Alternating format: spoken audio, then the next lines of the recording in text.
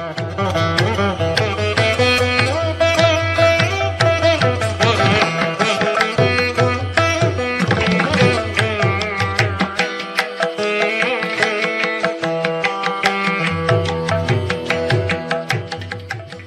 கதையெல்லாம் என்னத்துக்காக?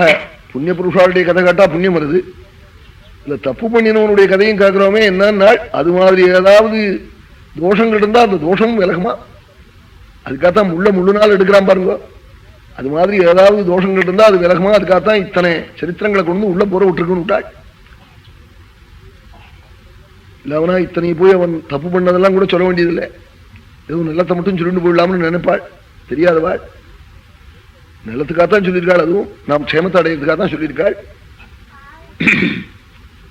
அந்த ஷரியாத்திக்கு சுகன்யன்னு ஒரு பெண், ஒரே பெண். அந்த பெண்ணின் இடத்துல எல்லை இல்லாத பிரியம். ஒரு குழந்தையா இருக்கிறதுனால அந்த குழந்தை எதை சொன்ன,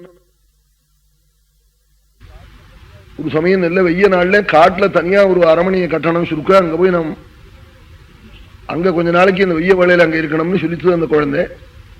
அதுக்காக ராஜா அது மாதிரி கட்டி சில சைன்யங்களோட தன் பத்னியோட குழந்தைகளோட அங்க போய் இருந்தான். அங்க செவனாசிரமம் அங்க பக்கத்துல இருக்கு. அதுக்கு பக்கத்துல பெரியவாள் இருக்கிற இடத்துல கட்டிட்டு இருந்தா தனக்கு அனுகூலமாச்சே அப்படி நினைச்சு கட்டியிருந்தார். ஒரு நாளைக்கு இவள்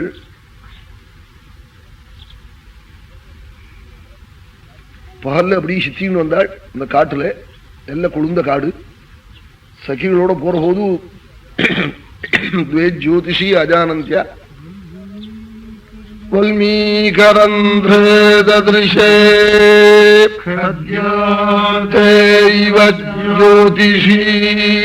இந்த மின்னு பூச்சி மாதிரி பளபளன்னு பாம்பு பித்துக்குள்ள 2 ஜோதிஷு தெரிஞ்சது.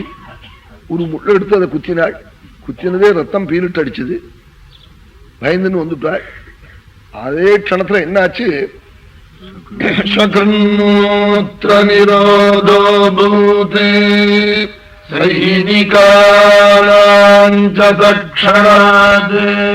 வந்திருக்கிற வேலைக்காரன் முதல் கொண்டு டாக்டர் ராஜா இந்த பொண்ணு எல்லாருக்கும் 1க்கு 2க்கு போகாம வயிறு ஒப்பி போச்சு. வயிறு ஒப்பினா எல்லாரும் பறந்து போயிட்டார். ராஜா மட்டும் ஏதோ பெரியவாள் இருக்கிற இடத்துல அபச்சாரம் பண்ணத்தாலதான் இது எல்லாருக்கும் இது மாதிரி வந்திருக்கு, இது ஏதோ பெரிய தப்புனாலதான் வந்திருக்குன்னு தீர்மானம் பண்ணிவிட்டாள். இல்லவனா அப்படி எங்க பார்த்தாலும் வருமோ இந்த ஃப்ளூன்னு சொல்லி ஒண்ணு வந்து பாருங்க. ஒண்ணு முதல்னா அப்புறம் 2வதுன்னா 3வதுன்னா இப்ப 4, 5 அது பாட்டுக்கு வந்துட்டே இருக்குன்னு சாஸ்திரமாவா ஆயிடும் போல் இருக்குது.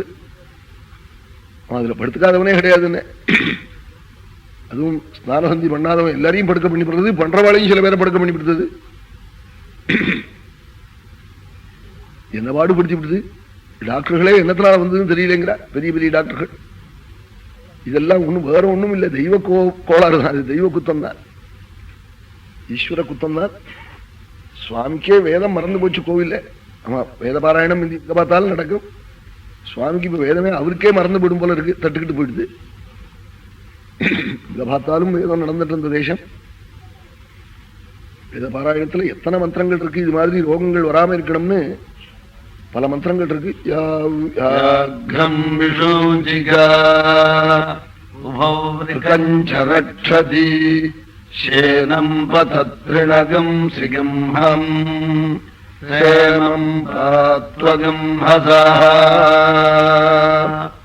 இந்த கால்ரா 4 ஜீவனுக்கு வராதான், பிலிக்கு வராதான், சென்னாய்க்கு வராதான், கழுகுக்கு வராதான், சிங்கத்துக்கு வராதான். அந்த ரோகம் விஷூச்சிக்கேன்னு பேரு.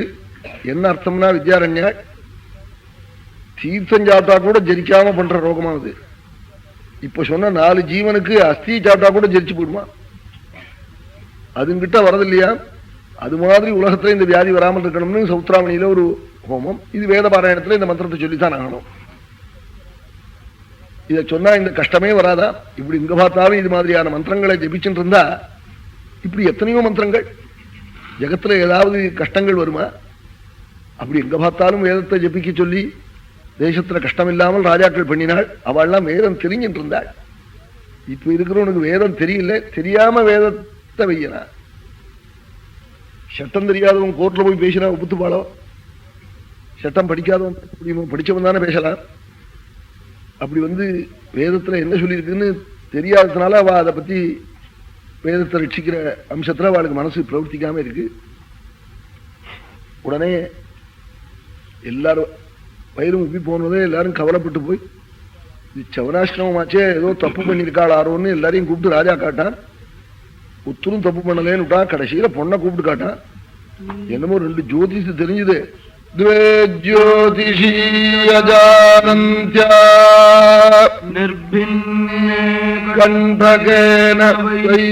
ஒரு முள்ளுனாலே 2 ஜோதிஷனான் தெரியாம பாம்பு பித்துக்குள்ள இருந்த குத்தினேன் ரத்தம் வந்ததுனாலாம். உடனே இங்கிருந்து எல்லாருமா ஓடி போய் அந்த பாம்பு பித்தம் உள்ள பிரிச்சு பாக்குறா. உள்ள செவன மகர்ஷி தபசு பண்ணிட்டு இருக்கார். அவர் கண்ணை குத்தி கண்ணுல இருந்து வந்துட்டு இருக்கு ரத்தம். உடனே முனிய நமஸ்காரம் பண்ணி முனிம் பிரசாதயாமாசா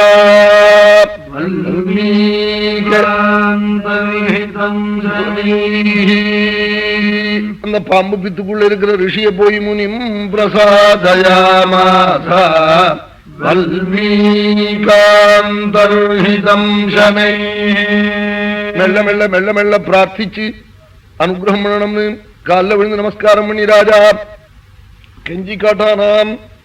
அவர் எத்தனையோ வருஷமா உள்ள தபசு பண்றவர். அப்படி எல்லாருக்கும் வயிறு உப்புசம் சரியா போகணும்னா உன் பொண்ணை எனக்கு கல்யாணம் பண்ணி கொடுக்கணும் காட்டாரா கழவர். இந்த பொண்ணு கொண்டு இப்பவே பண்ணி கொடுத்துருங்கிறது. ஏன்னா அதுக்கும் வயிறு உப்பு இருக்கு, உப்புசம் நிவர்த்தி ஆகணுமே. அதனால உடனே அப்பவே கன்னிகா தானம் பண்ணினார். எல்லாருக்கும் உடம்பு சரியா போச்சு. போட்டோம் என்னமோ நாம் காட்டுக்கு பரப்பிட்டு வந்த லக்னம் இல்லைன்னு சொல்லிவிட்டு ராஜா பரப்பிட்டு போட்டான். குழந்தை எங்க கல்யாணம் பண்ணி கொடுத்துட்டு அவள் சுஷ்ரூஷு பண்ணிட்டு இருந்தாள் செவனருக்கு. சுகன்யாச்சவனம் பரம கோபிஷ்டராம். தொட்டத்துக்கெல்லாம் கோவிச்சு போறான். அவரை ரொம்ப கோபிஷ்டனா திருப்தி பண்ணி வைக்கிறதா ரொம்ப சுலபம்.